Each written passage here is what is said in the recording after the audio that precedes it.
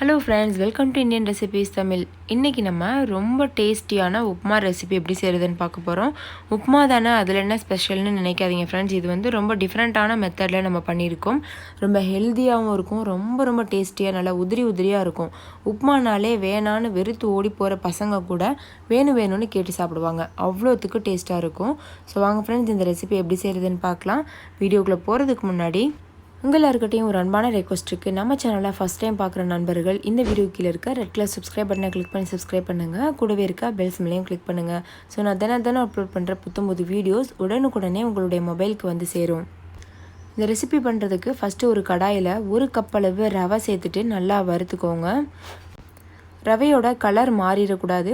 ஒரு நிமிஷத்துக்கு நல்லா அந்த மாதிரி வறுத்துட்டு வேறு ஒரு தட்டில் கொட்டி ஆற வச்சிடலாம். ரவையை வறுத்ததுக்கப்புறமா அதே கடாயில் 2 ஸ்பூன் அளவு எண்ணெய் சேர்த்துக்கோங்க. சேர்த்துட்டு நல்லா சூடுபடுத்துங்க.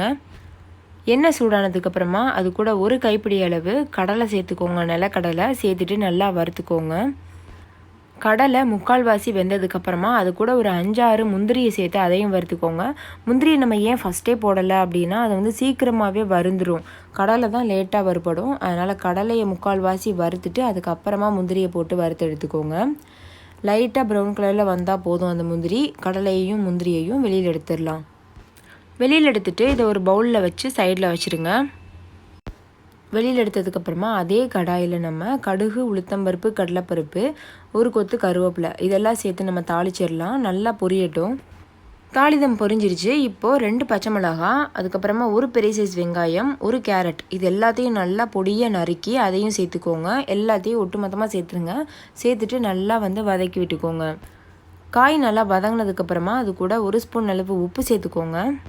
இப்போ கேரட் முக்கால்வாசி நல்லா வெந்துருச்சு. இது கூட தண்ணி சேர்த்துடலாம். 2.25 கப் அளவு தண்ணி சேர்த்துக்கிறலாம்.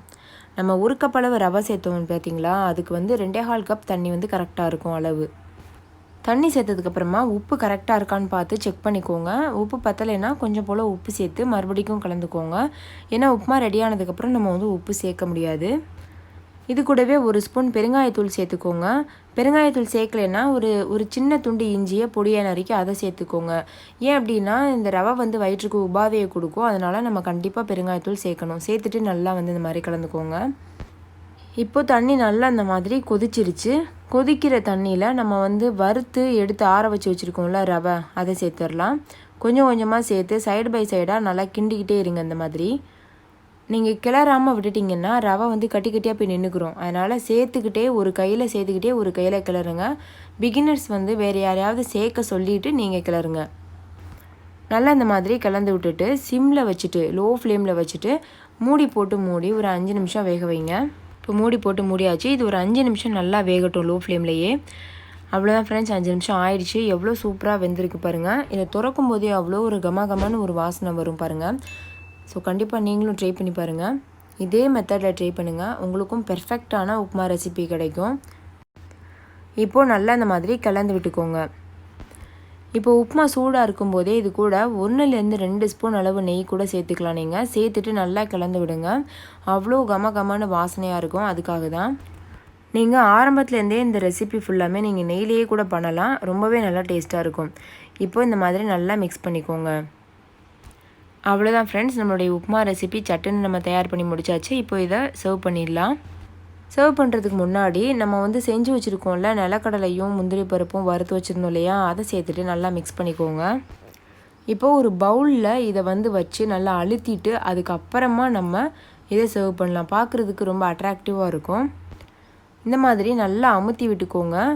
ஏர் கேப் இல்லாமல் நல்லா வந்து அமுத்தி விட்டுட்டு ஒரு பிளேட்டில் இதை வந்து வச்சிடலாம். இந்த மாதிரி கொஞ்சம் அழகாக நம்ம சர்வ் பண்ணோன்னா உப்புமா பிடிக்காதவங்க கூட ரொம்ப விரும்பி சாப்பிடுவாங்க, குழந்தைங்கள்லேருந்து பெரியவங்க வரைக்கும். பாருங்கள் இவ்வளோ கலர்ஃபுல்லாக ரொம்பவே பார்க்குறதுக்கே சூப்பராக இருக்குது. டேஸ்ட்டும் ரொம்ப ரொம்ப சூப்பராக இருக்கும். ஸோ கண்டிப்பாக ட்ரை பண்ணி பாருங்கள். இதை நீங்கள் இட்லி சாம்பார் கூட வச்சு சர்வ் பண்ணும்போது இதனுடைய டேஸ்ட் இன்னுமே அதிகப்படுத்தும். நான் அன்றைக்கி இட்லி சாம்பார் செய்து வச்சுருக்கேன் பாருங்கள். இது கூட நம்ம இப்போ சாப்பிட ஆரம்பிச்சிடலாம். எவ்வளோ உதிரியாக ரவை ஒன்றோடு ஒன்று ஒட்டாமல் எப்படி இருக்குது பாருங்கள். ஸோ நீங்களும் இதே போல் ட்ரை பண்ணுங்கள். உங்களுக்கும் இதே போல் கிடைக்கும்.